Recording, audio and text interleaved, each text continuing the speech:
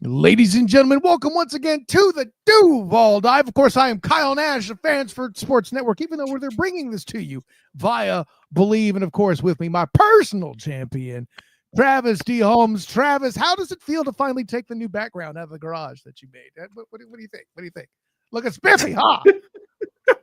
Hey man, it's feeling good, man, and I'm happy to be back in the States. I'm loaded up on all the bread and coffee and carbs that I can have from the from the French and the people in the UK. I appreciate y'all for not robbing me when I got lost all those times on that subway. It's a good time, man. And it's funny you bring up France. We'll have an opportunity to talk about somebody who's aged like fine wine amongst the Duval devout that's joined the roster again recently. I know we talked about it some with the general last week, but listen, now that you got finally a chance to roll your new vehicle out of the garage with this spiffy background via what you did for Believe Network and all that. But enough about that. Mandatory mini camps, what we're here to talk about. And as much as I had a light and, shall we say, laughy tone, Ryan Thomas Jr. almost injury. How much can you imagine the wind that came out of the sails of the Duval devout for a short moment is kind of nuts, man. But that what have you heard about that and where he's at? Well, I mean, the Coach Liam Coen talked to the media directly after OTA Day 2, and expressly stated that Brian Thomas could go back out and practice if it was a more serious practice day or a game day scenario. No problems, no worries there.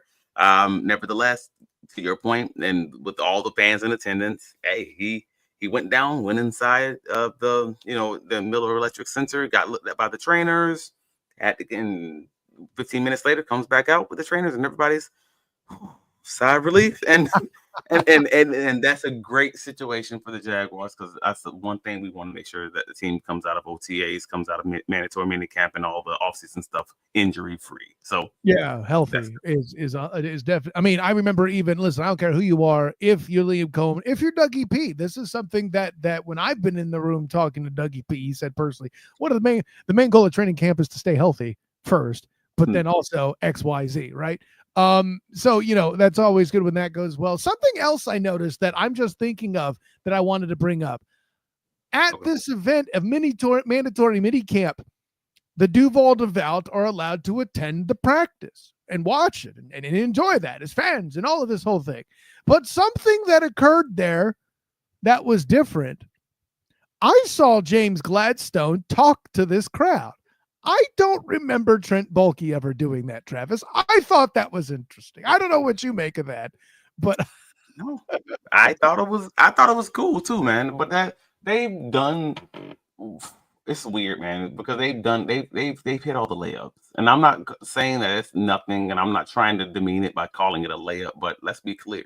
A layup is still worth 2 points. I get you. Right. The people have built up great careers off making layups and just being consistent on making layups. And I've often said the best NFL GMs are the ones who just consistently make those layups, and you hit a three ever so often just to throw people off. Like, that's the whole point of this thing, is building a roster and building an organization off just doing the right thing over and over and over and over and over again until you eventually hit that big ticket transaction that makes this thing worthwhile. So whether it's on the personnel side of players or whether it's on the actual people side, just dealing with the media, talking to fans, giving them more information about the team, getting them excited in those things, they are hitting the layups pretty religiously, pretty consistently. I think it's kind of dope. Great job, James. Just keep doing those things, and the people will eventually like you as long as you actually end up winning games. I mean, listen, Jimmy Stones is doing the thing in the meantime. And like you said, it's going to be what happens in week 1 now. That'll determine whether it continues or not, right? I don't think I could make the argument that the Jags could come out with a losing record, which winning 8 games now is a losing record here in the 17-game era, right? And still Jimmy Stones will look like a bit of a hero, I think, just because it's something different and hope can be rendered from what happened in all of the above. Some other things would have to coincide with it. Travis Hunter would have to have proved he can do what he does at multiple positions. The line would have to have been better, et cetera, et cetera, et cetera, et cetera. But let's get to the nitty gritty. What is the big coming out of the mandatory mini camp in your eyes here too? I know you weren't there to attend all of it there. What with the Europe and all that, and the flying and the carbing and all of that. Yes. So with the flying in, with the flying in, I did not make I said Tuesdays. Goodness, I'm still on London time. Wednesday's practice. And so everything I'm getting is through the reports, through talking with the guys on the ground, through listening to the actual media session, etc.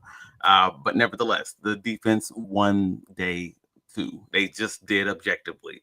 So far, we've seen where the defense has won objectively 2 different days of OTAs and minicamp, and the offense has won, 1 to 2 days, with one day being kind of a split between both of them.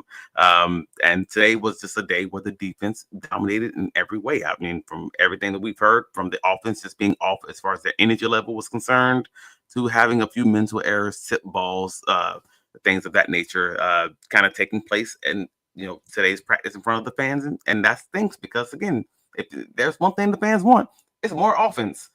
More defense is good, but they want more offense, especially this Jacksonville Jaguars offense with Brian Thomas Jr., Travis Hunter, and Trevor Lawrence. So, unfortunate timing, but for those of us who are on the ground at most of the practices that are open, well, I should say all of the practices that are open to the media, we've seen wins by both sides of the ball, and unfortunately, today was just not one of those days for the offense, man. Hope they get it right. And I'll add this too. There's only so much stock that you could get if you're Liam Coen. You're allegedly, I say allegedly, you are, and you were brought in on the strength of the fact that you're this offensive guru guy, whatever. You saved the day. And now the offense is struggling, and it's cool for now. Like, I was about to say, nobody's going to be mad at you per se. Yeah.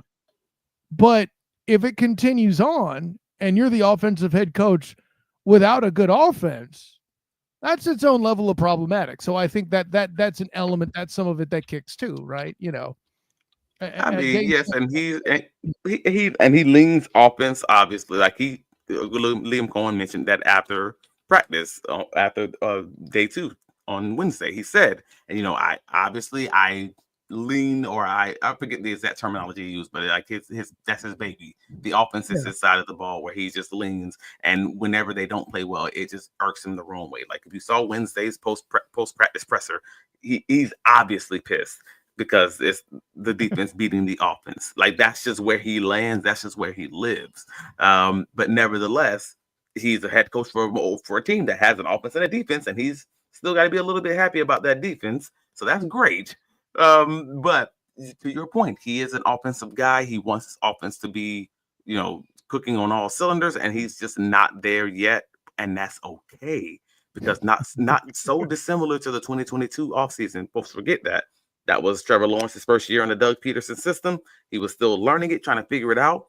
It took him some time to understand that and get that right. It didn't look right. It didn't look perfect going into that season, throughout that offseason. We got to remember what that looked like. He had some struggles then, too, in turnovers early in the offseason. The same thing applies for this season. I believe, actually, Trevor Lawrence didn't turn it on until the middle of the season in that 2022 season, to be clear, like on the field. So the same thing would apply in this situation. It's a new offense. He's coming off of a surgery. Receivers and he are both trying to figure this out, and they generally seem to work better against man. Wait, that's because, of course, everybody plays better against man when you're trying to acclimate and learn a different offense. Against certain zones, you may have to sit your route down, and you and your quarterback have to be on the same page. Now you guys are on different pages. Oh, that's an interception because I just threw it to the left, or I overthrew the guy, or whatever it is. So a lot of that's going to have to work itself out over the next few weeks, few months. But we're in June, man. It's all right. Like, that's the thing. They still got the goodwill, as friend of the show Mike Clinton jumps in with his Duuuuval, or is it Duval? We're still making Duval references.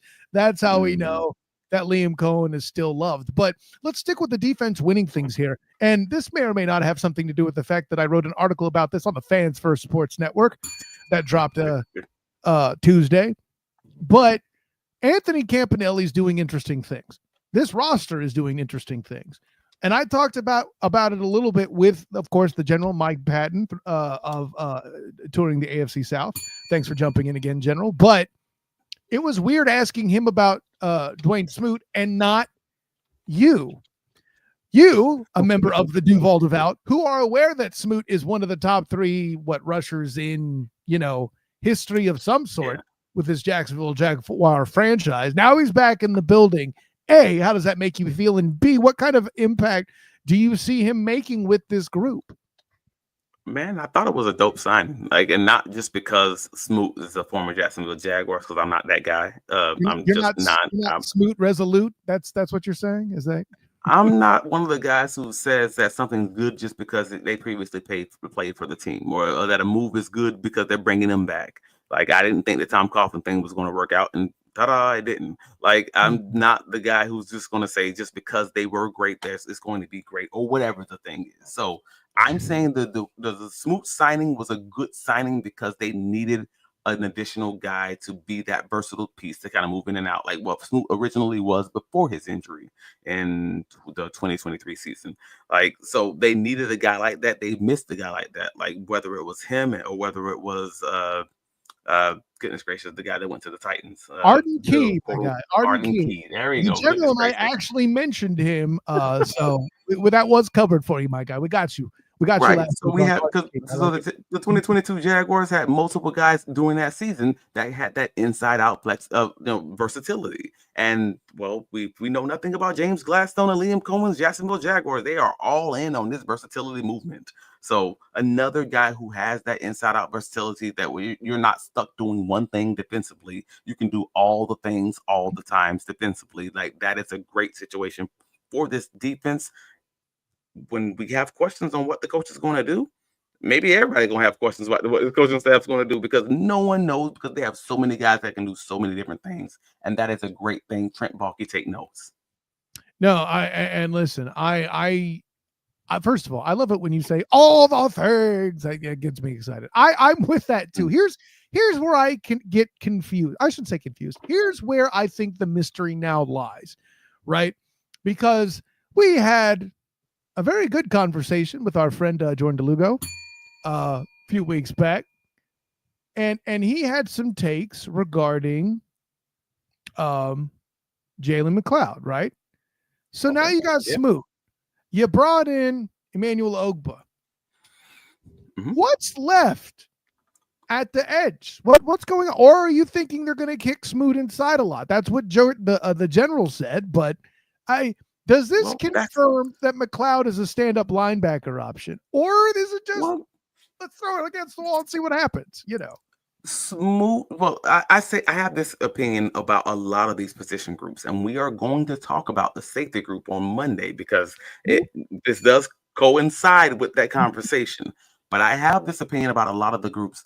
Everyone wants to know, hey, what are they going to do with this group? What are they going to do with that guy? What's the plan with this? And honestly, I got no damn idea, because and I mean that in the best of ways, because at the end of the day, they don't have to have a specific idea. This is not Trent Baalke's Jacksonville Jaguars, where you say I'm bringing this guy in and he's going to be my slot wide receiver, or he's going to do this. I'm bringing this guy in and he's going to be that. They're bringing a lot of these guys in who can do a lot of things, and they're just going to say, I have packages that I can play these guys in, or packages that I can play those guys in, or 3 of these guys can get hurt and I'm still not screwed over.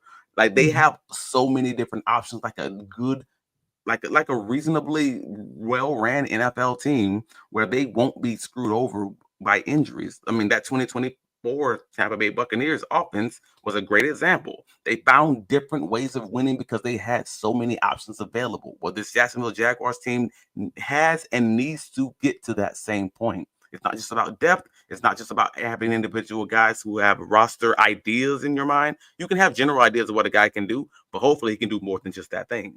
That's how I feel about Smoot. They brought him in. Maybe he's going to flip inside because he's built a career of moving inside occasionally and also being able to be a big end when necessary. But the same thing as far as goodness gracious, Jalen McLeod is concerned. He may play some stand-up linebacker and also play some edge. Yeah. Cool. He can do all the things. If they have injuries at linebacker, maybe he'll play more stand-up linebacker. If they have injuries at edge or trade a guy or whatever, maybe they have that option also. Like at the end of all of it, having all the guys who do all the things is a benefit, and it's not a bad thing when Jaguar fans don't say I don't know exactly what that guy's going to do. Good. Neither does the offense. Right. Neither does anybody else game planning from the outside.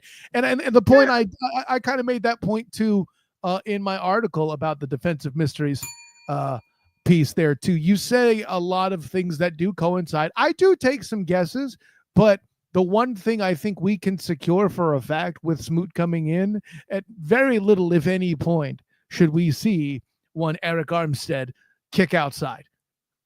I'm just saying.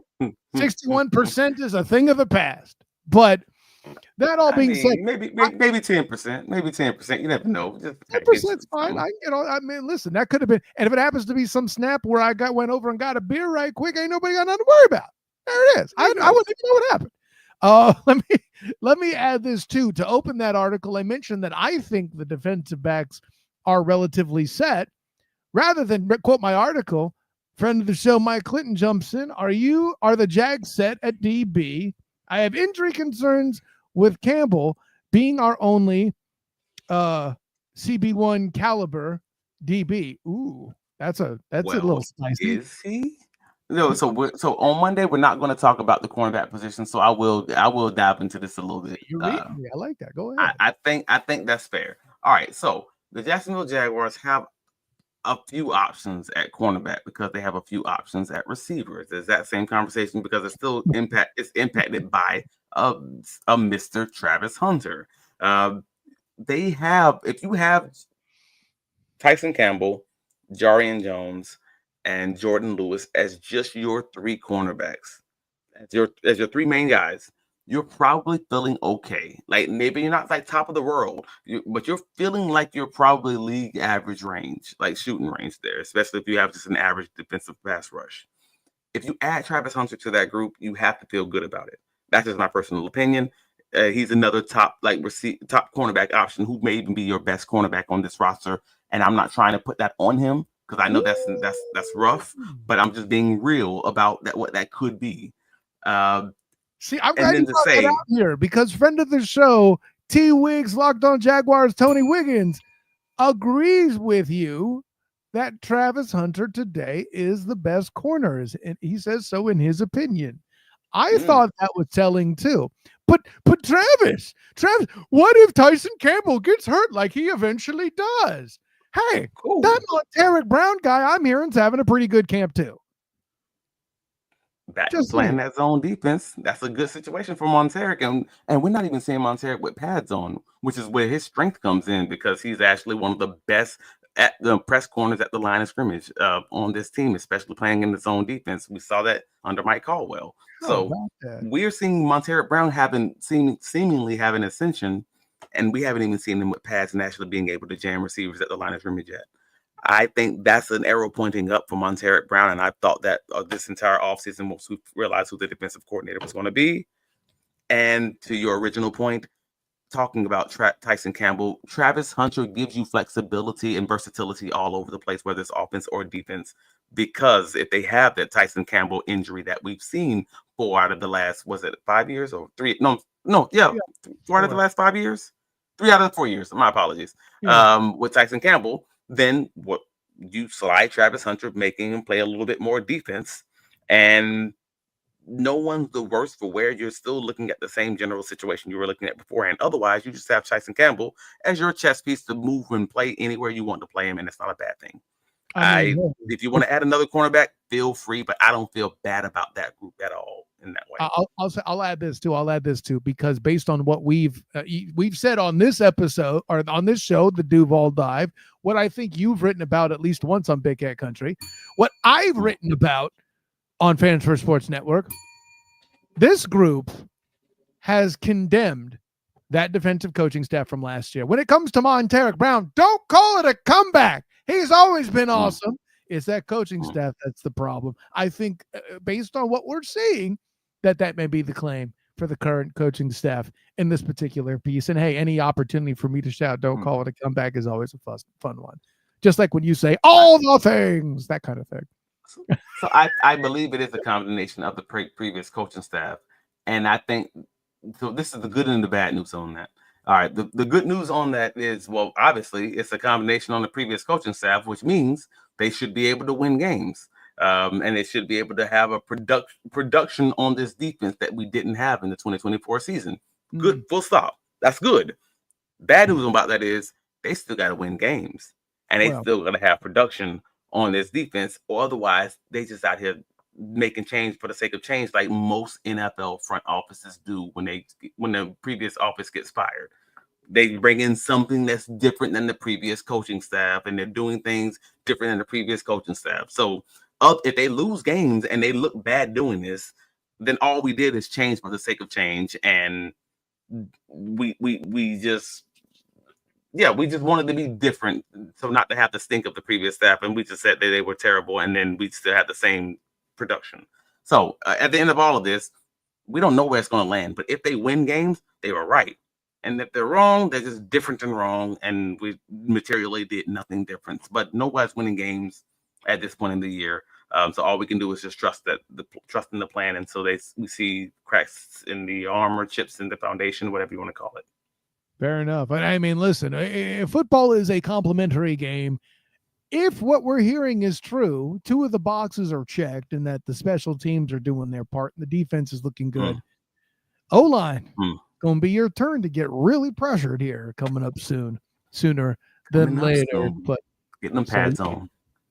With all that being said, but I'm very happy with the flexibility, with the options available with Emmanuel Ogbah, with the options available with, Jalen McLeod, with the options available between, Josh Hines-Allen and Javon Walker and Eric Armstead and Mason Smith and all these guys, all the guys who we just expect to be incredible in this defense because coaching, I guess. Love them drafting for the future. That's the thing we haven't talked about much is Jack Kaiser and Jalen McLeod may not be meant to be 2026 impact players. After all, they were both drafted 4th round or later, right? So, remember who James Gladstone is. Yeah. They believe nothing more than these guys are going to get on the field if they're young, and we are not paying for positions that they are the anti-Trent Baalke, who would draft a linebacker and then pay a linebacker at the same time. Hell, I might draft 2 linebackers, 3 linebackers, and bring in a linebacker in free agency. Whatever. Let's just do it. We like linebackers. Like, they are the anti-Trent Baalke in that way, where they're just like, if there's a position group that shouldn't be paid, for the most part, they're not going to pay them. That's kind of how this goes, which is kind of why I've always thought that Travis Etienne wouldn't be back in Jacksonville, because they're generally just, it didn't seem like, unless he was going to be an elite guy who just showed that he had to be there, they weren't going to spend the money to pay for a guy who was just around the average, because free agency at its core is you're overpaying for guys. It's just not the vibe that I get from the organization and the way they've done things. So the same thing would apply for linebacker. Next time it's time to re-up Fourier. Hopefully they'll have a plan in place there. And fill in the blank next position. Let's look at guard. There's time to pay one of those guys. They're going to have that next plan in place, not to have to pay those guys, because that's just the way good organizations are run. So hopefully they'll have that plan in place. We'll see. A lot of boxes being checked the right way here early, and we'll leave it at that. There'll be more talk on the safeties, like Travis D. Holmes talks about. But he says he's all, let's go. I'm so looking forward to that, bro. That cornerback and safety talk is all. It's what I live for. So an episode talking about safety, let's go. But with all that in mind, they'll have to wait till the next episode. In the meantime, Travis D. Holmes, tell the world where you can be found, my friend. Well, now that I'm back in the States, I can be found on the Duval Dive podcast on the Believe Network. Please like and subscribe us on YouTube. Please rate and review us on wherever you catch your podcasts. We would love what did it say? Tip us with the change that folds, not the change that clinks. Oh, whatever, yeah. You know the phrase. We'll take the money that clinks. We prefer the money that folds. Somebody hasn't seen Coming to America in a while. Okay. I need 5 stars, bro. Yeah, listen. I need 5 stars all day. 5 stars, like and subscribe, Duval Dive, YouTube, Believe Network. But no, if you were truly listening, if you're watching us, please like and subscribe us on YouTube. We appreciate all the followers and all the guys who keep returning. And also BigCatCountry.com, where we're going to have you guys covered for all the remaining mandatory mini camp practices. I believe the last one is on Thursday, and training camp after we have our dead period off. Keep it locked in. We're going to have a few interesting guests coming up over the next few weeks, and some even more interesting conversations. But what's up, Nash? Where can you be found, sir? Of course, I'm Kyle Nash, the student of the game. You can find me on Instagram, Twitter, Threads, and Blue Sky at the SOTG. Find me on Facebook as the student of the game. Check out my writings on your Jacksonville Jaguars at the Fans First Sports Network. And, of course, my writing of the Orlando Magic. That NBA draft is rapidly approaching. I'll certainly have some thoughts about where they go there and what acquisitions they might make. Who knows? Maybe if they actually get Austin Reeves, I'll get to do an I Told You So article. Anyways, if not, check me out at the blackandgoldbanneret.com. Of course, on the Night Shift podcast and YouTube channel, they're covering things UCF with football and basketball and more there. We talked about the House settlement and its potential impact on UCF. I think we'll be talking about that for a while, actually. But nonetheless, make sure you check that out. Night Shift YouTube channel, Night Shift podcast, blackandgoldbanneret.com. So, for my personal champion, Travis D. Holmes, for you guys out there, and Mike Clinton especially, giving Travis D. Holmes a chance to talk some cornerback in an episode where I was focused on the front seven for a minute. Until next time, everyone, class dismissed.